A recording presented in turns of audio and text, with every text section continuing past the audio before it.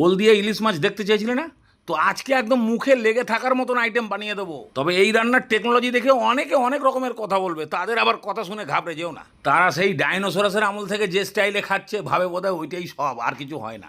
আমি যেই স্টাইলটা এর মধ্যে মারবো ওটা যদি তুমি কারোর কথা না শুনে মেরে দিতে পারো, তোমার 1600 টাকা কিলো ইলিশের পয়সা একবেলাতেই উসুল হয়ে যাবে। ডিম ছাড়া কাঁচা ইলিশ হলে তো খুবই ভালো। তারপরে তোমার ঘরে কটা পাকস্থলী আছে সেই বুঝে রিং পিস গাঁদা পিস এইভাবে কাটিয়ে কুটিয়ে নিয়ে আসো। তারপরে ভালো করে ধুয়ে দেয়, নুন হলুদ মাখিয়ে রেখে দাও। আর মাথা আর লেজাটা যদি অন্য কোনো আইটেমে লাগাতে পারো লাগিয়ে দেবা।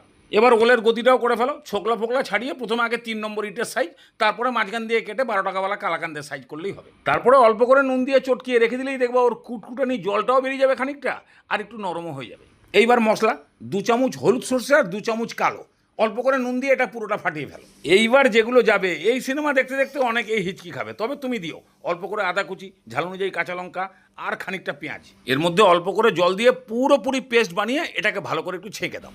বিরিয়ানির ইয়াখনি জানো তো টেস্ট বাড়ায়, এটা হচ্ছে ইলিশের ইয়াখনি। এতক্ষণে দেখো ওল ঝোল ছেড়ে দিয়েছে। এবার এটাকে ভালো করে একবার ধুয়ে নিয়ে কড়াইতে তেলের মধ্যে দিয়ে দাও। মোটামুটি 40% একে সেদ্ধ করার মতন ভাজতে হবে। দুটো পিঠি ভেজে যখন এরকম বিস্কুট টাইপের দেখতে হবে, বাস এবারে তেল ছেঁকে তুলে ফেলো। আমি আর তেল কমাবো না, তুমি যদি মনে করো কমিয়ে দেবা।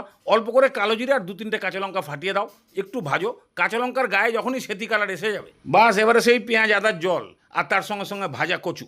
এর মধ্যে আন্দাজ করে নুন, আর স্বাদের ব্যালেন্স হবে তার জন্য অল্প করে চিনি আর একটুখানি হলুদ। বাস ভালো করে গুলিয়ে দিয়ে ঢাকনা দিয়ে খালি কচুটাকে সেদ্ধ করো। কচু সেদ্ধ হয়ে গেলেই দেখবা ঝোল কমে গিয়ে একটু ঘন হয়ে গেছে, বাস এবারে দিয়ে দাও সেই কাঁচা ইলিশ। এবার ইলিশকে ঝোলের মধ্যে ডোবানোর পরে যদি মনে করো যে ঝোল একটু লাগবে, তাহলে অল্প করে জল দিয়ে দাও। পাতে যদি কেউ ডলা ঝাল খেতে চায় তার জন্য 2-4টে কাঁচা লঙ্কা আর 1 চামচ সর্ষের তেল। বাস এবারে ফুটাও, কাঁচা লঙ্কার কালার চেঞ্জ হয়ে গেল মানেই তরকারি রেডি। মানে ইলিশ কচু মচু সব সেদ্ধ হয়ে যাবে। এবারে 2 কাঁধে ইলিশ, 2-3টে ওল বিস্কুট আর 1 টুকরো ঝোল নিয়ে মেখে মুখে খাও। এই ঝোলের আর কচুর যা টেস্ট আছে না, যে কোনো নর্মাল সর্ষে ইলিশকে একদম ল্যাং মেরে ফেলে দেবে। এই রকম পেঁয়াজ আদা দিলেই এই রকম ঝোলের একদম মাত্রা ছাড়া টেস্ট পাবা। তাই দেখো এই পেঁয়াজ আদা দিয়েছি বলে কত লোক কত কিছু বলবে, তারাই বলবে যারা কোনোদিন খেয়ে দেখেনি। তবে তুমি সেই ভুলটা করতে যাও না, যেরকম দেখালাম সেরকম বানাও। ঘরের সবাই একদম মন আনন্দ করে খাবে। যত দামি ইলিশ কেন না কেন পয়সা উসুল হয়ে যাবে। Heavy taste.